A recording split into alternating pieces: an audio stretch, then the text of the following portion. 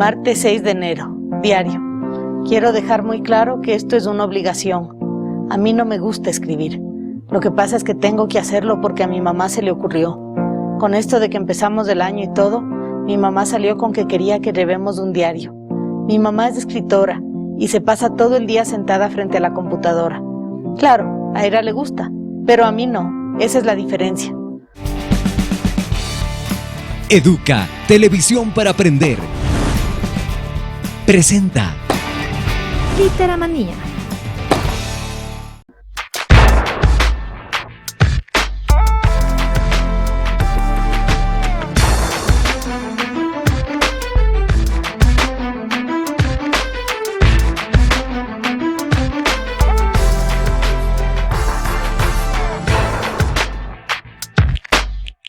Bueno, tengo dos pasiones más una tercera que es el teatro.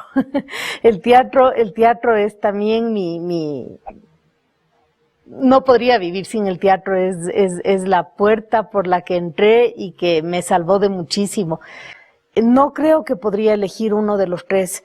Si me toca quedarme con algo, me quedo con escritura. Definitivamente me quedo con escritura, porque esa es la base para mí, una historia. Es decir, en el teatro parto de una historia generalmente escrita por mí, y en el cine parto de una historia generalmente escrita por mí. Entonces, si en este momento me toca elegir porque así es el destino y tengo que decidir, me quedo con escritura, pero no es lo que quisiera en realidad, porque me gustan las tres actividades, son tres pasiones que verdaderamente me llenan y en donde yo verdaderamente soy feliz. Es decir, quisiera que cuando yo muera mi entierro sea en un teatro. Bueno, mi infancia transcurrió en el barrio de La Floresta hasta aproximadamente los 4 o 5 años y mis recuerdos infantiles giran muchísimo en torno a mi abuela materna, muy fuertes de vida, ¿no? Era una persona maravillosa que atraía mucho a la gente.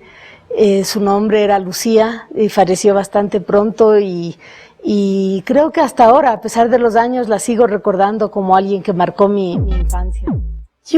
La pasión por la literatura nace en mí de una manera que yo no sabría cómo catalogarla. Mi madre deja algunos libros en la última repisa de mi cuarto y nunca me dice ni siquiera que los lea ni que eran sus libros de infancia y de adolescencia.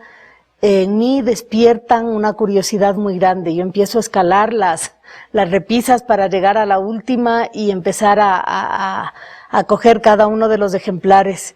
Apenas aprendo a leer, descubro un mundo maravilloso, que yo pensé que era lo normal. Yo pensé que todos los niños leían. A los 6 años yo me leo la Biblia contada a los niños en 3 días y disfruto enorme con todas las aventuras de Samuel, de Noé, de David, de Goliat y empiezo a buscar más libros. Descubro así a Luisa May Alcott, quien fue la compañera de toda mi infancia y adolescencia. Mi vida no sería la misma sin las Mujercitas.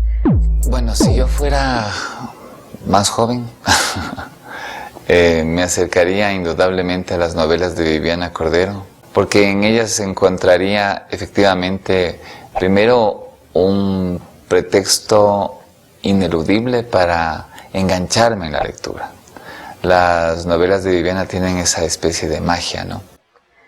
La primera novela que yo escribo es la consecuencia de muchos años de calentamiento, es la consecuencia, como quien dice, de muchos años de trotar, de hacer abdominales, de prepararse.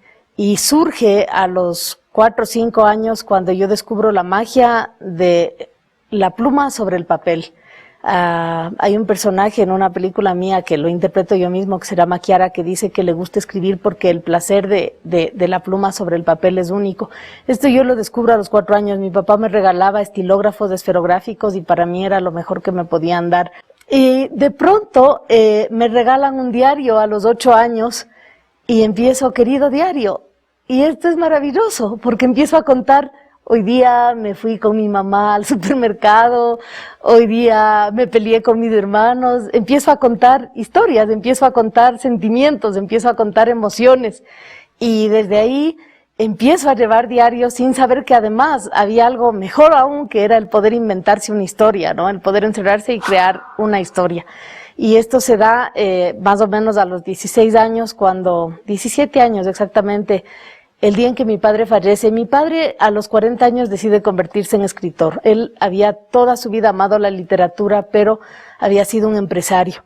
Y de la noche a la mañana dice, voy a botar todo para ponerme a escribir. Pero, como a veces son las ironías de la vida, muere a los 3 meses de este sueño y nunca lo puede cumplir. Deja muchas cosas empezadas, pero nunca lo puede cumplir. Entonces, el día en que yo me entero que mi padre ha fallecido, el momento en que yo me entero de que él está muerto, yo me encierro en mi cuarto y digo, yo voy a cumplirte el sueño. Lo que ocurre es que uno no puede cumplir los sueños a nadie, porque eso es absurdo. Era mi sueño en realidad.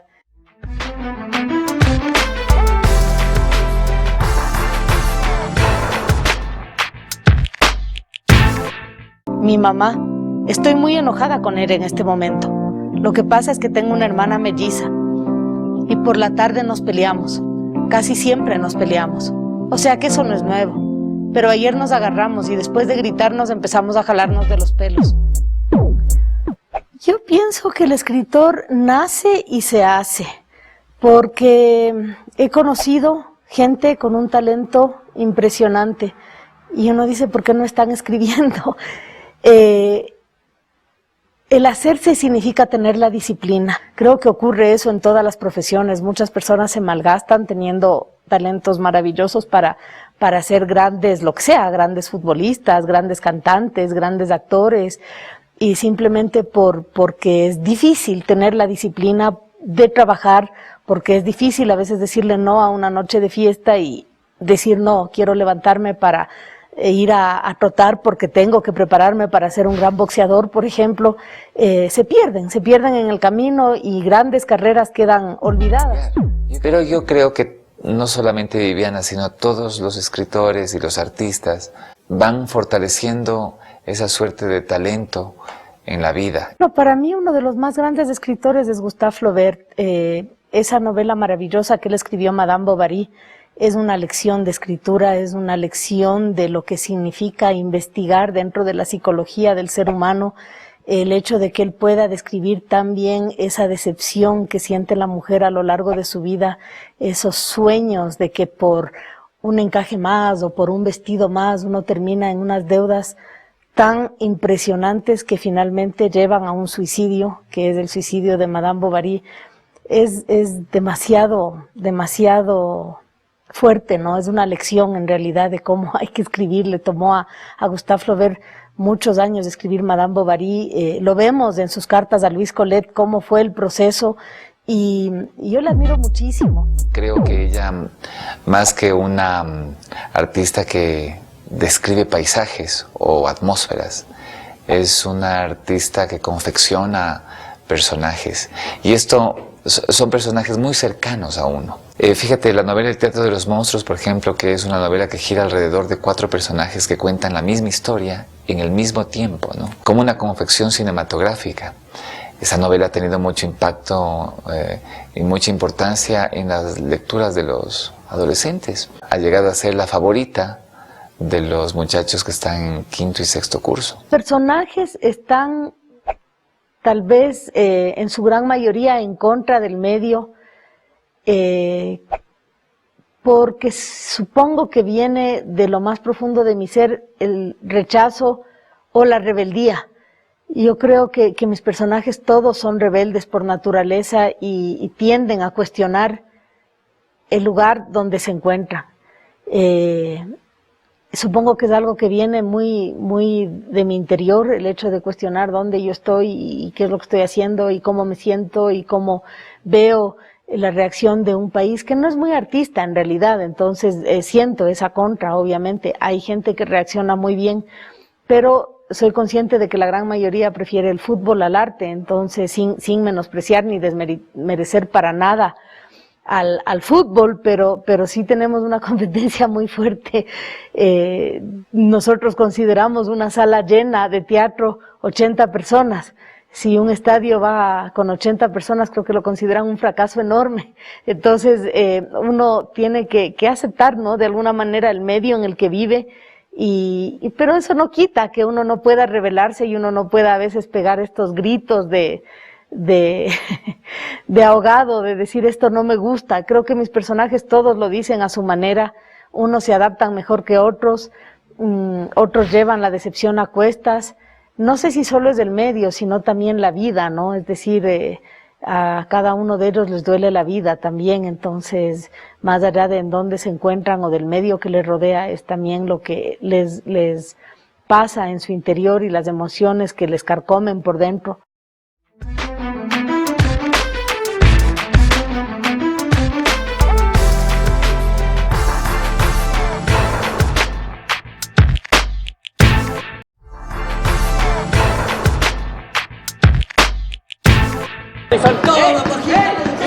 ¡Corre! ¡Toma, dale!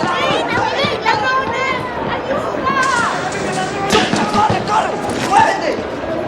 ¿Qué fue con el Luis? Esas miraditas que se echan. ¿Qué más, ¿Qué fue, loco? El cine es una gran pasión en mi vida y nace asimismo como todo en la vida de una manera casual, pero se presenta en mi vida, se presenta gracias a Juan Esteban, mi hermano, quien a los 24 años me dice, oye, hagamos una película. Le digo, ¿cómo vamos a hacer una película? Bueno, como estaba estudiando literatura en esa época, le digo, si quieres te ayudo con el guión, y hasta ahí llego. No entiendo qué fue lo que ocurrió, que terminé inmersa en todo, porque terminé haciendo inclusive la codirección, que nunca me imaginé que lo iba a hacer. Viviana hizo la película Un titán en el ring.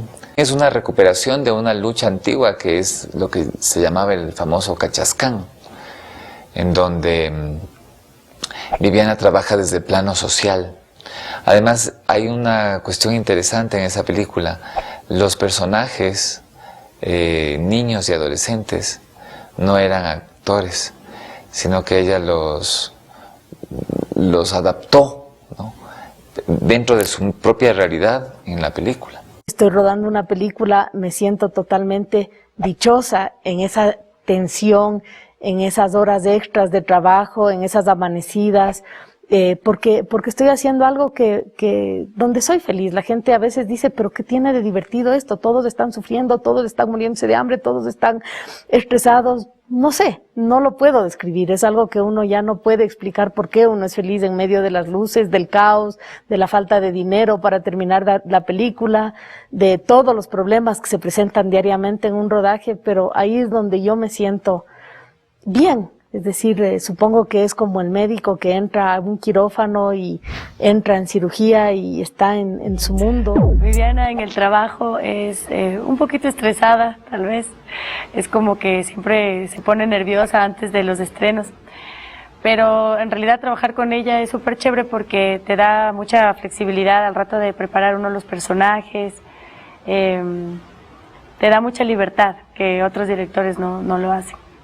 Viviana tiene una idea preconcebida y te da la facilidad para que tú a partir de esa idea improvises y crees el personaje, le pongas un poco de ti. Se llama No robarás a menos que sea necesario. Es una historia de una chica joven que se ve forzada a hacerse la pregunta, ¿robo o no robo? Es un cuestionamiento quizás moral de qué hacer cuando uno está en situaciones extremas, qué decisión toma uno en general ante la vida. Y esto surgió en base a un artículo que yo leí alguna vez en el periódico, porque casi todo lo que yo hago parte de una premisa real, de una situación real, en donde se hablaba de una chica que había robado para dar de comer a sus hermanos porque su madre estaba en la cárcel.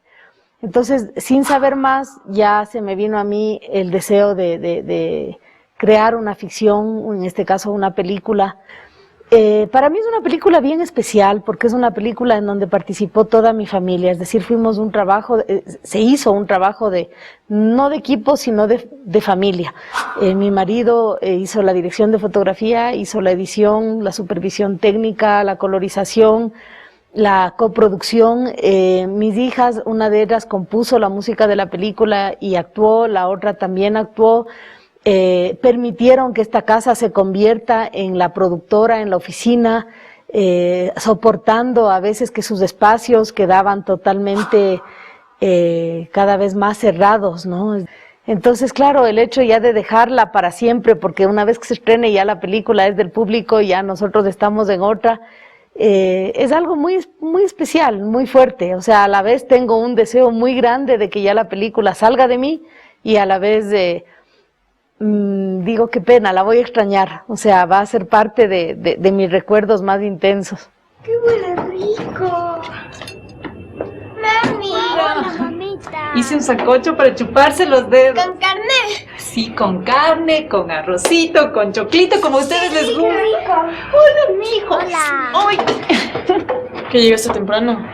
Sí, lo que pasa es que pedí permiso porque quería sorprenderle.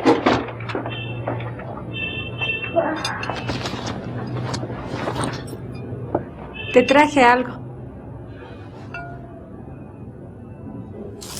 Mira. ¿Y esto? Me dijeron que está de moda. Sí, pero esto cuesta una fortuna. Solo se la ponen las aniñadas. Sí, pero no importa. La señora Elena le trajo a su hija y como no le quedó, me dijo que te ha de quedar lindísimo a ti. Mira lo que me trajo a mí. Es de Francia. ¿Qué tal? Hermoso, ¿no? Sí. Gracias, Be. Te pasaste. Gracias a ti por lo de ayer, mija. A ver que la misión de uno termina el día del estreno y que el resto ya es del público y que a cada uno le llegará en su momento. A mí me pasó con Sensaciones que fue una película tremendamente polémica cuando se estrenó y había gente que le gustaba y había gente que la detestaba, había gente que nos perseguía literalmente a lanzarnos tomates porque decían que era una película de Satanás y que nos íbamos a quemar en el infierno y que era muy experimental y que cómo así, que qué guión, que qué nada. 20 años más tarde, mi hermano muerto, he visto jóvenes que me han buscado en donde sea para que yo les preste una copia de la película porque como Sensaciones pues no se distribuyó masivamente porque ahora no hay, digamos, en esa época no había lo que hay ahora del DVD y todo esto, entonces no es que se la encuentra fácilmente. A los 20 años se hizo un lanzamiento masivo de DVD, se agotó en cuestión de una semana, lo que nunca me hubiera imaginado, fue algo totalmente sorpresivo. Los jóvenes de hoy en día se identifican con mis jóvenes, con yo joven, con todo lo que pensábamos hace 20 años, y eso obviamente me llena de satisfacción. Yo veo a los amigos de mis hijas viendo Sensaciones, maravillándose, cantando las canciones, pero en mi época no fue así, fue una película que causó una polémica muy grande. Entonces, yo creo que eso es algo para lo que todo creador tiene que estar preparado, si no, no puede meterse a jugar a estos juegos tan complicados. No sabes lo que va a pasar.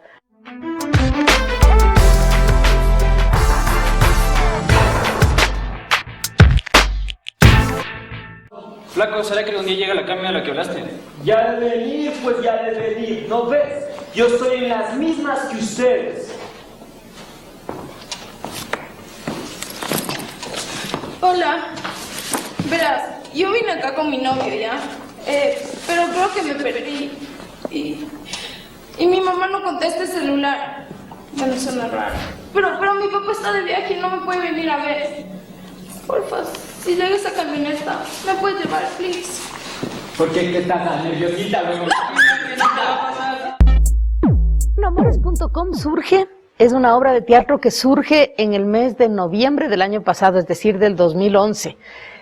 ¿Por qué surge? Porque algunos actores me vienen a buscar para hacer algo en el teatro y casualmente habíamos hablado en el teatro del CCI y me habían pedido una comedia.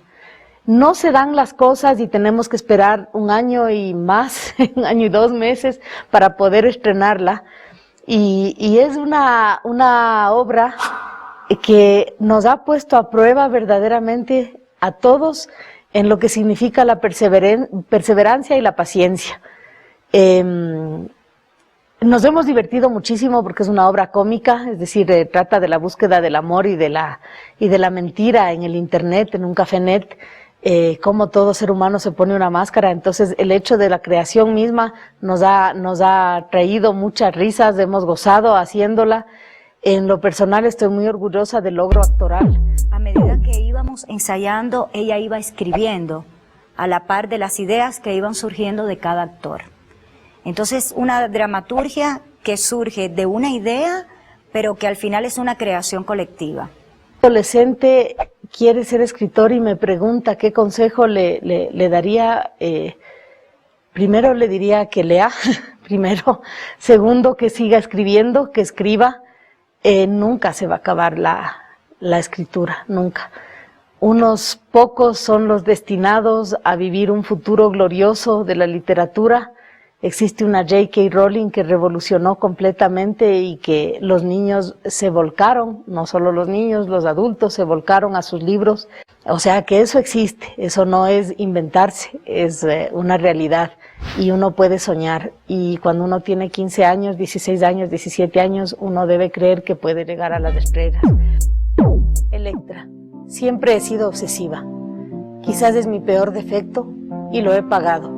¿Será que, como dicen todos, definitivamente estoy un poco cucú? Porque me agarran a veces unos ataques de nervios, unas angustias tan horribles que no puedo explicar. Sin que ni yo misma comprendiera cómo, me convertí en un símbolo para muchos. Yo ni siquiera lo sabía, hasta que vos, Mile, me hiciste comprender la verdadera dimensión con que la gente me miraba y me decías llena de cariño. Si tan solo pudieras verte con los ojos que te vemos los otros.